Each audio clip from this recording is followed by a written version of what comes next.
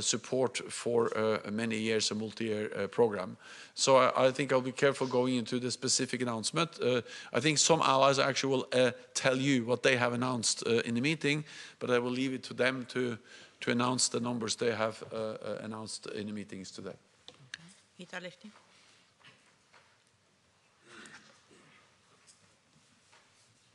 Secretary General Lauri Nurmi from Finland, Iltalehti.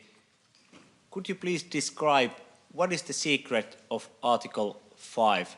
Why can the Finns now on trust that if someone attacks on Finland, allied troops will come and help Finland? And then how Finland can provide more concrete security to NATO and make Article 5 even better? Thank you very much.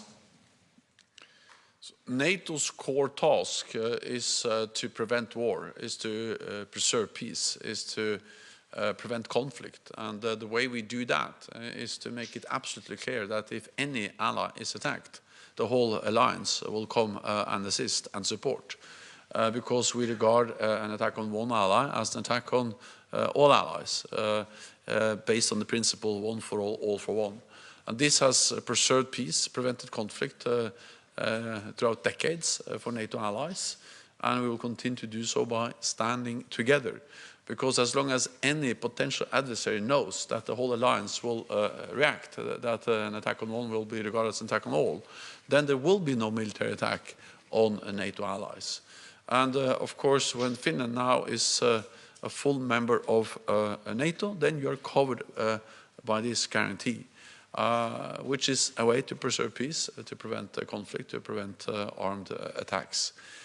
Finland will contribute substantially to this because Finland has substantial armed forces, high-end capabilities, including now more than 60 F-35 fighter jets, air defense systems, and highly trained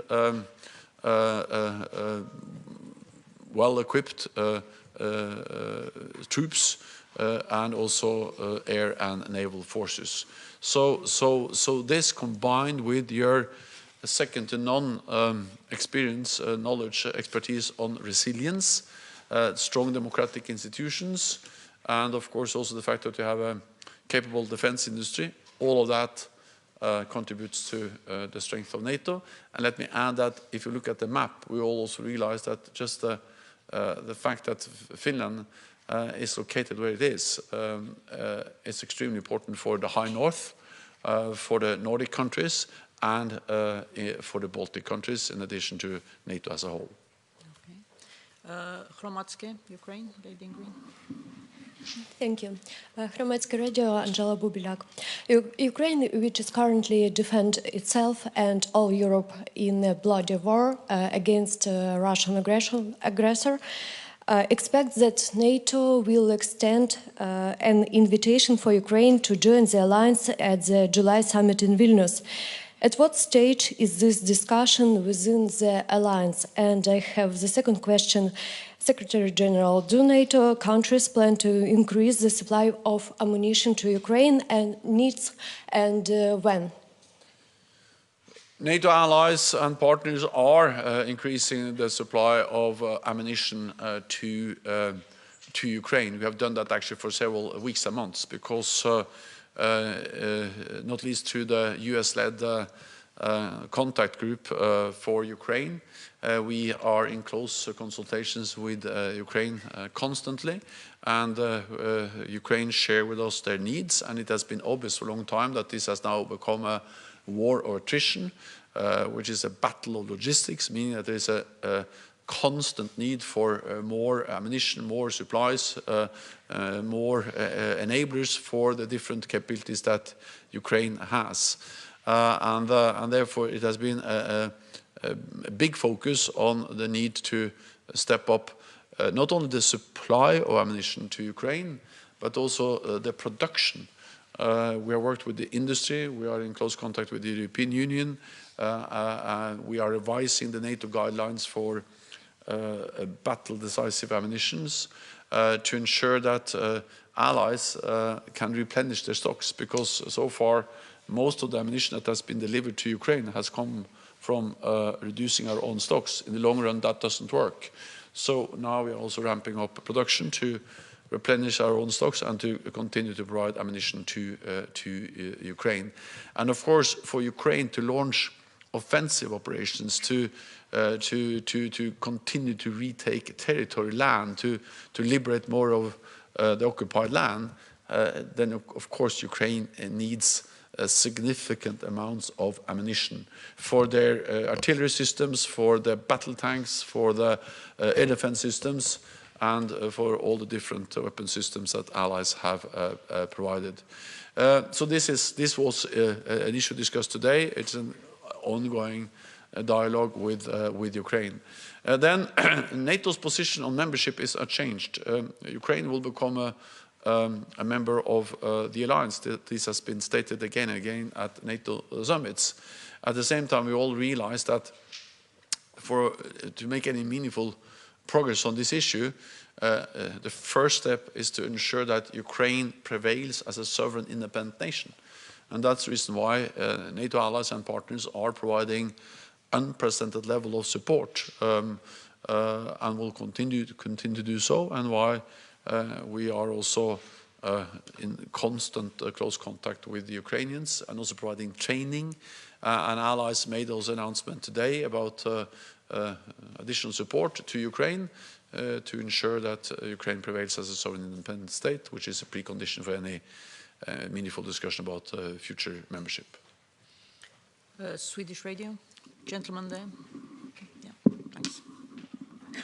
Jan Andersson, Sveriges Radio. First, how many working hours, Secretary General, have you put in these talks between Sweden, Finland and Turkey so far? And the second question, what's the next step? What kind of a breakthrough are you hoping for in the talks between Sweden and Turkey and Hungary as well, so Sweden can be a member of NATO in Vilnius? It seems that you have a sort of a deadlock in these talks right now. Thank you. Well, first of all, I don't count working hours in that way, but I welcome the fact that many allies and also people in many capitals have been working hard to ensure that we are making progress, and also that we deliver on what we all promised in Madrid. Because we have to remember that all allies made the decision in June last year in Madrid to invite Finland and Sweden. And as I have told you before, this is the fastest accession process in NATO's modern history. It's still not a year since Sweden and Finland applied. Normally these processes take years. And we have already Finland as a full member, and 28 allies have ratified Sweden as a member. And in the meantime, a lot has happened. Sweden is much closer and much more integrated into NATO's civilian and military structures now than they were before they applied. And with Finland as a member, that further enhances Sweden's security. Then there is no deadlock. There was a deadlock, but we were able to lift that deadlock, because for some weeks or months there were no meetings, no contact in the permanent mechanism. After a meeting I had with President Erdogan actually some weeks ago, we agreed to restart that process. We had a meeting here at the NATO headquarters with Finland, Sweden and Turkey. We have agreed to meet again, and there are constant consultations. I spoke with President Erdogan recently, and we are continuing to work at different levels to make progress also on the accession of Sweden. So Sweden will become a member. We are working hard to ensure that that happens as soon as possible. But it is important to remember that Sweden is not left alone. It's not as if no one cares about Sweden. All allies cares about Sweden. Allies have actually provided bilateral security assurances to Sweden. Allies have increased their presence in the region, and Sweden is at the table. Sweden is participating more and more in our military and civilian structures, and it is inconceivable that there will be any attack or military threat against Sweden without NATO reacting. And that's even more so with Finland inside. Sweden is in a much better place now than before they applied, and we will ensure that they also are a full member as soon as possible. Thank you very much. I'm afraid that's all we have time for. We'll see you tomorrow. Thank you. See you tomorrow. Thank you so much.